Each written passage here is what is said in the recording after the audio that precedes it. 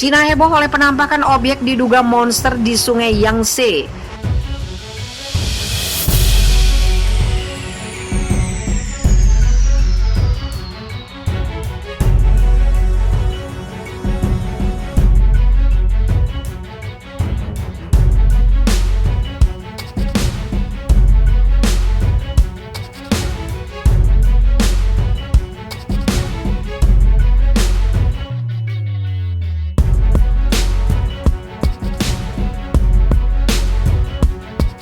Warganet Cina sejak akhir pekan lalu dihebohkan oleh penampakan objek mirip monster di Sungai Yangtze.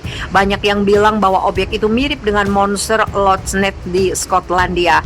Semua itu berawal pada hari Jumat ketika rekaman yang menunjukkan sebuah makhluk mirip ular atau belut raksasa berwarna hitam bermanuver di permukaan Sungai Yangtze menyebar di media sosial Weibo.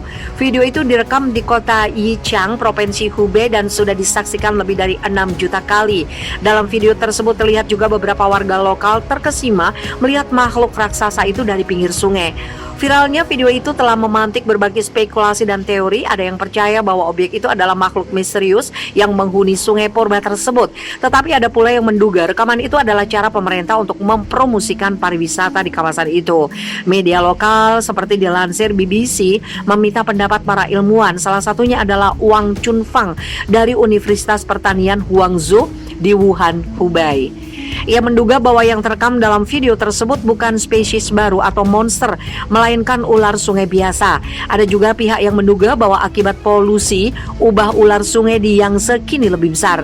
Berbeda dari Wang, seorang pakar biologi bernama Ding Li malah tidak yakin yang terekam dalam video itu adalah makhluk hidup. Ia curiga objek itu hanya sampah atau benda mati lainnya.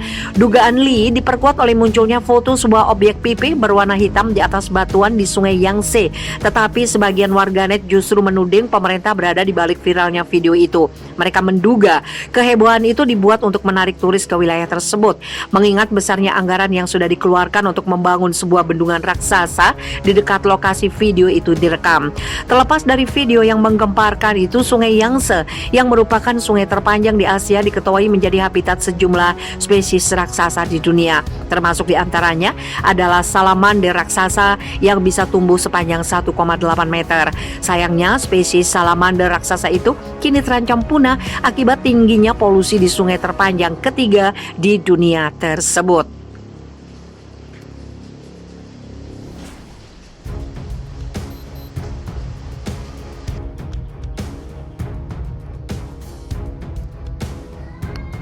Air Sungai Mekong berubah jadi biru diduga karena bendungan Cina. Apa bahayanya? Ketinggian air di Sungai Mekong telah turun ke tingkat yang mengkhawatirkan. Komisi Sungai Mekong menilai hal ini sebagian terjadi karena pembatasan aliran keluar dari bendungan pembangkit listrik tenaga air Cina di hulu. Melansir Reuters, MRC meminta Beijing untuk membagikan semua data air miliknya. Jalur air vital itu telah berubah menjadi biru di sepanjang perbatasan Thailand-Laos. Biasanya air Sungai Mekong berwarna coklat keruh yang menandakan air dangkal dan tingkat rendah sedimen kaya nutrisi. The Geoinformatic and Space Technology Development Agency di Thailand sebelumnya memperingatkan sedimen sekarang terlihat jelas di bawah air Sungai Mekong. Kini sungai yang melalui 5 negara itu sudah berwarna biru tua, sementara beberapa gundukan pasir telah muncul di tengah sungai. Gisda mengatakan perubahan ketinggian air ini merupakan indikasi kekeringan parah yang akan dihadapi wilayah tersebut. 8 provinsi di sepanjang sungai akan terpengaruh, yaitu Chiang Rai, Laos, Nong Khai, Beongkan, Nakhon Panom, Mukdahan, Amnat Karun, dan Ubon Ratchathani, katanya kepada The Nation Thailand pada Selasa. Kekeringan dikhawatirkan tidak hanya akan mempengaruhi ekosistem tetapi juga pertanian yang menanam tanaman komersial seperti padi, karet, tembakau, dan tomat. Sementara itu, Samran Reunak, pelaksana tugas Kepala Dinas Perikanan Nakhon Panom Thailand, mengatakan ketinggian sungai telah rendah selama beberapa tahun dan pada akhirnya akan mempengaruhi kondisi air negara yang dilaluinya.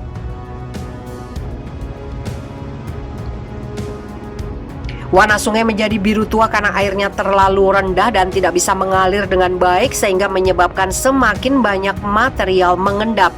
Air akhirnya menjadi lebih gelap. Ikan tidak akan bisa bertelur di air dan pada akhirnya beberapa spesies langka akan hilang dari sungai.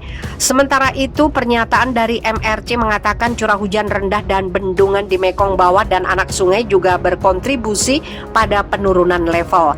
Ada kenaikan dan penurunan mendadak di permukaan air segera di hilir Jinghong dan lebih jauh ke Vientiane, kata Winai Wongpimol, Direktur Divisi Dukungan Teknis Sekretariat MRC. Fluktuasi seperti ini mempengaruhi migrasi ikan, pertanian dan transportasi yang diandalkan hampir 70 juta orang untuk mata pencarian dan ketahanan pangan mereka. Untuk membantu negara-negara Mekong Hilir mengelola risiko secara lebih efektif, kami meminta China dan negara Mekong Hilir sendiri untuk berbagi rencana pelepasan air mereka dengan kami, kata Winai. MRC mengatakan kondisi normal dapat dipulihkan jika volume besar air dilepaskan dari waduk bendungan China. Kementerian Luar Negeri China tidak menjawab permintaan komentar pada Jumat kemarin. Pemantauan bendungan Mekong yang didanai Amerika Serikat menggunakan data satelit untuk melacak permukaan air.